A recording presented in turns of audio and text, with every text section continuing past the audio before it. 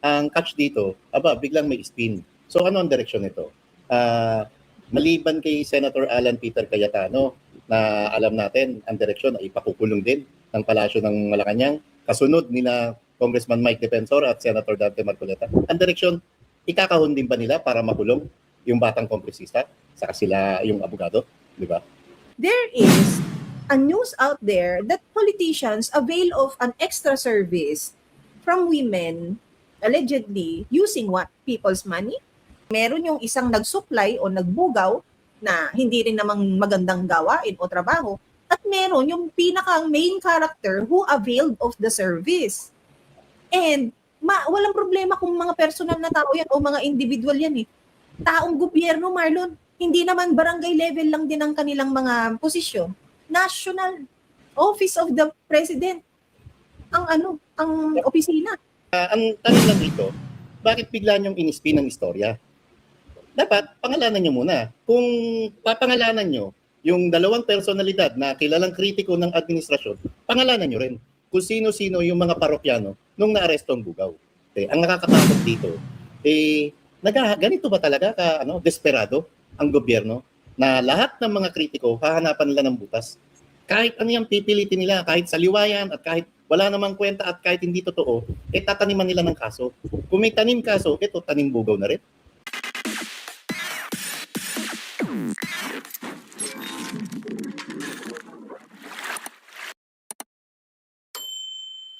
Marlon, kasi tatlo yung bumulagang balita kahapon. Ano yung sayo? Ano yung una mo?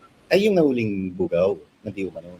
Tapos ang direksyon kay Congressman Leon Leviste. Saka syempre kay Jing Paras. Diba? Bakit? Sila ba ang nagpain? Yun ang lumalabas na istorya. Kaya lang, pag pinanood mo yung unang balita, lalo sa GMA7, lagi naman nakakasama sa raid ng NBI, yung GMA7, ang ni-raid nila, yung 5 kababaihan na pinasok sa isang 5-star hotel, di umano may na-recovered na worth 500,000 pesos na marked money, at yung 500,000 pesos na marked money, kabayaran doon sa 5 high-end prosti na di umano ay parokyano. At ang nagpanggap bilang parokyano si NBI agent. At ang nahuli ron, maliban doon sa quote-unquote na iligtas yung 5 high-end prostitution sa babae, nahuli ron yung matagal ng showbiz manager, talent manager, si Jojo Di Guzman. Ano first name ba? Correct po ako. Controversial din tong talent manager na to. Kasi hindi tayo nagkakamali, may mga ilan na ring issue and iskandalo na kinasangkutan ito. At siya daw ang nagbugaw dun sa 5 babae. Tapos, nung na-recover na, nabuko raw ng NBI. Nabuko raw ng NBI na itong si Bugaw, kinukonsyaba raw ni Congressman Leviste at saka nila Jing Paras para naman painan ng babae si Executive Secretary Ralph Recto. Marlon, may sinendang ako mabilis na message sa'yo. Oo nga, no, meron pa lang. So, merong ganun na nangyari na raid? So, na-expose yung mga mukha ng mga babae?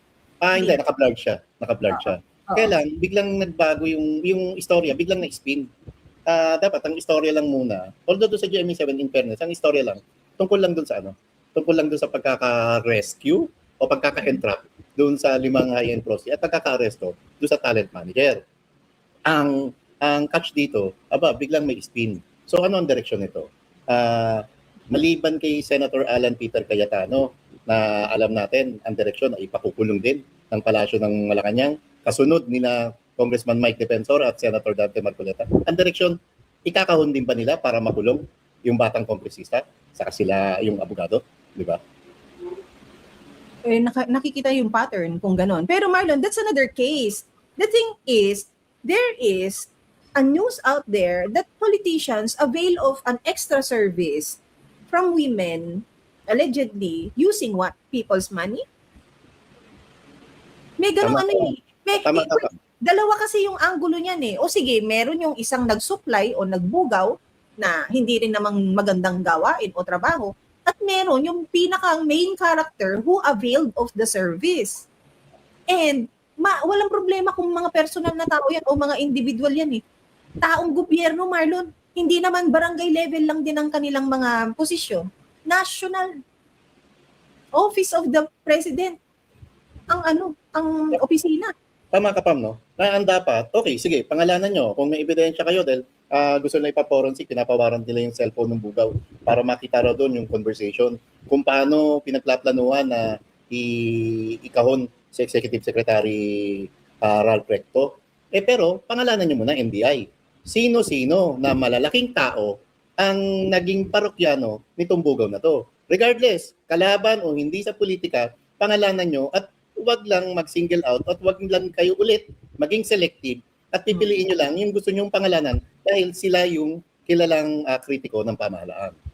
Oo. Actually, nabanggit ko kasi, Marlon, kasi una kong nabasa yan, hindi sa politiko. Although the politico article is still up. However, doon kung saan ko siya unang nabasa, sa bilyonaryo, down na yung link. Hindi, na siya, broken link na siya. Ibig sabihin, deleted na yung artikulo. So, but then politiko he still has it on. Hindi ba iisa lang naman ng bilyonaryo at politiko? Isa lang may-ari. Isa lang may-ari, di ba? So, it's still up na, yun nga, at sinasabi, merong ganyang scheme na naganap. Pero, sa isang article, Marlon, nabasa ko, parang mga talents ba itong mga babae? Talents daw ng Viva, Viva Max? Viva Max? Oo, ba? Hindi ako sure pa, wala pa akong impormasyon na ganyan. Kaya mahirap mag-comment. Actually, that's a question. Tanong naman yung akin. Kasi sila naman yung talent agency talaga na well-known for vixens. Vixens yung mga talagang magaganda ang Remember pa, dito sa Third Course Studio, may binablind na item ako noon pa na isang government official sa dating mambabatas na talagang ang trip na trip, kukuha ng high-end na babae. Tapos, kuha ng high-end na babae, gusto niya pa papagamitin ng pulburon. May additional, gusto nito ni government official na dating mambabatas, gusto niya nakahubad itong mga high-end na babae na prosti. Tapos, pag nakahubad sila habang nagse-session, may additional payment. Ngayon, gusto niya, papasinghutin niya rin ng pulburon. At may additional payment. Alam mo paano ko nakuha tong kwento to? Kasi may mga grupo ng kalalakihan na nilabas sila ng isang malaking company na may problema nun. Dinudulog doon sa tanggapan ng mambabatas na yun. Yung grupo ng kalalakihan na to, nilabas sila at niregaluhan sila ng mga babae. Alam mo yung mga kalimitang babae, pasintabi ko sa mga ilang modelo o na andun sa FHM magazine, yung mga calendar of the month, sila yung niregalo pa doon sa grupo ng kalalakihan. Nung nalaman ng mga babae, marami sila, mga 8 sila o 10 na kalalakihan to. Nung nalaman ng mga babae na, ay, taga ganito kayo? Ay, ganito? Nung sabi niya, alam mo, customer namin si ganito. Tapos, grabe yan. Gusto niya, nakahubad kami. Tapos, pipilitin kaming gumamit ng pulburon. Ang nagkwentong yun, syempre, iwan silang kwarto. Labas yung mga lalaki yun na niregaluhan ng mga high-end na prosti, no?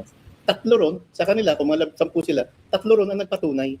At 3 ron ang nagkwento kung anong klaseng parokyano itong government official na to na dating mambabatas. At yun ang trip na trip, ang gumamit ng pulburon na nakahubad yung nakukuha niyang prosti girls.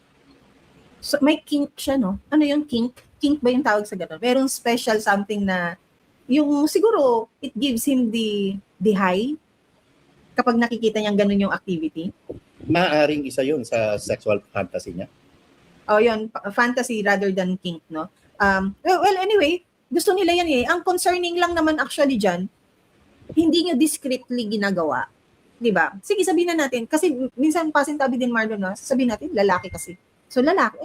Hindi naman pwedeng laging yun ang excuse mo na lalaki, ganyan, and all.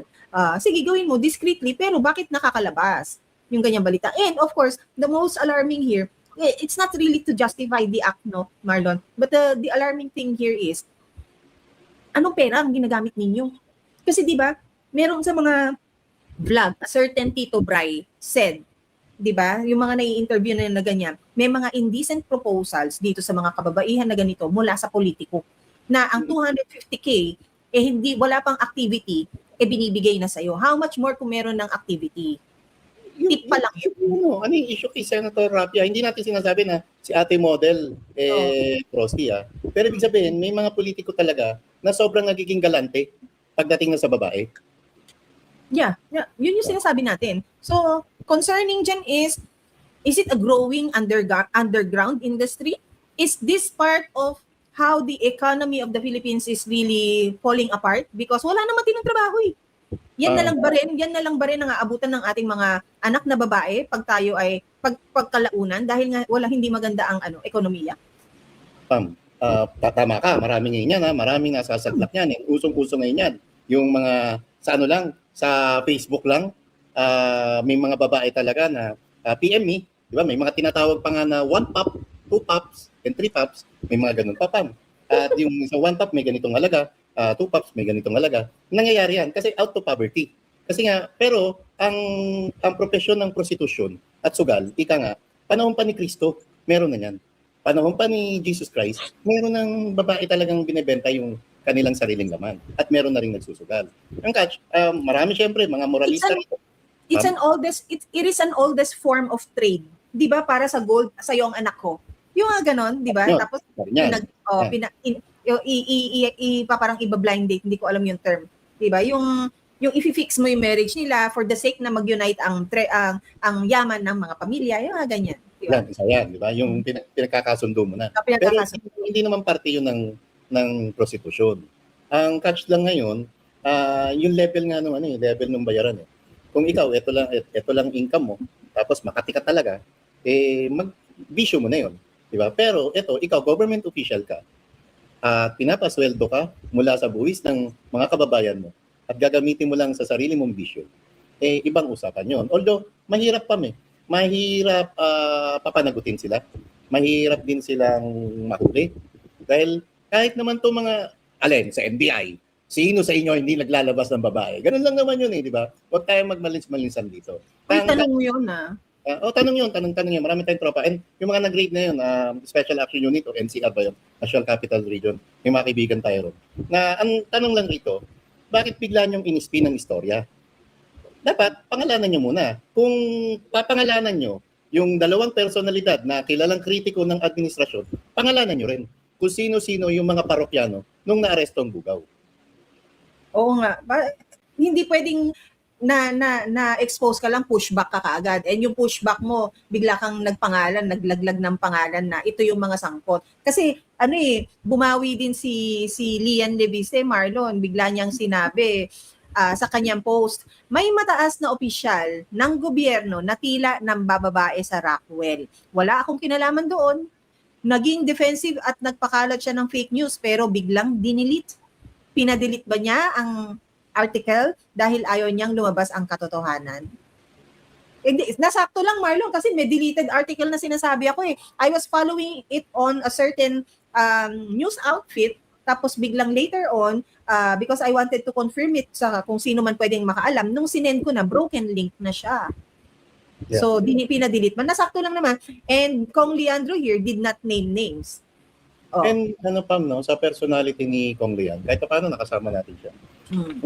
Hindi ko makita na na yung pagiging naughty niya. Di ba biniro pa nga siya ng isang kasama natin na ultimo tumawa, tipid na tipid.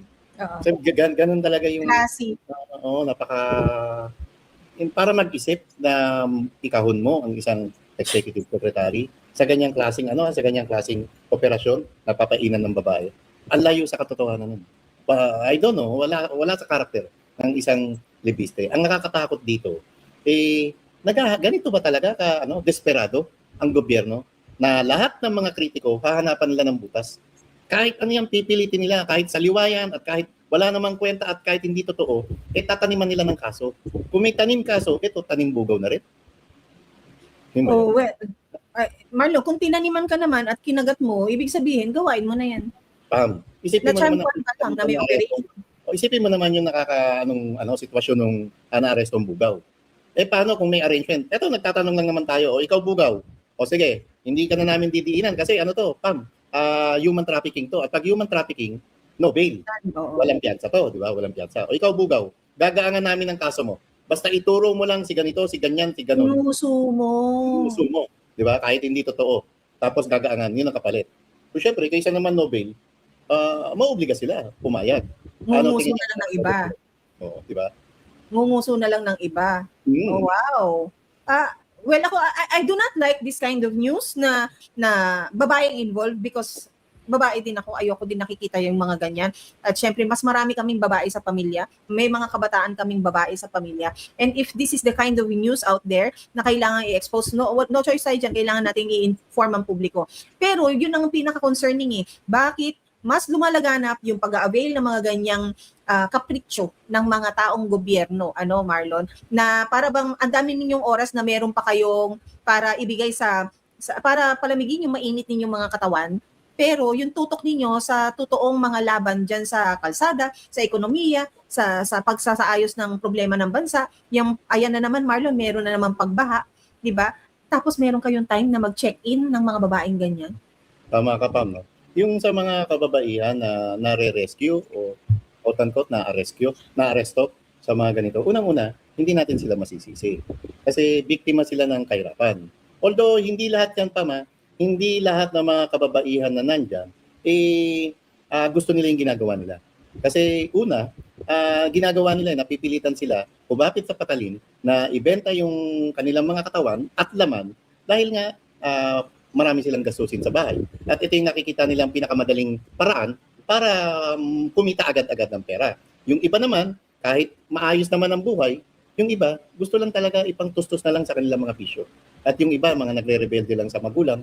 Yung iba, gusto lang maging independent lang sa kanilang sarili. At para yung matustos lang yung kanilang lifestyle, papasok sa ganong klaseng profesyon. At ang lahat ng ito, sumasalamin pa rin kung anong klaseng gobyerno meron tayo. Kasi mapa-high-end, mapa-middle class, at kahit sa mga low income na mga nagbibisyo patungkol sa pagkuha o nagbebenta ng sariwang laman, hindi sila nababantayan ng pamahalaan kasi iba nga ang focus ng gobyernong ito.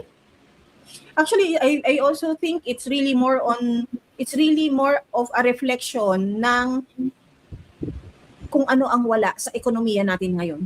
Trabaho, because tama ang sabi ni Abby Queen na mas marami ngayon gusto easy money kaysa maghirap ka, 'di ba? Na marangal ang trabaho mo, sige, waiter ka, ilang hours ka, uuwi ka na magkano lang ang binitbit mong halaga ng pera because daily wage earner ka, Marlon.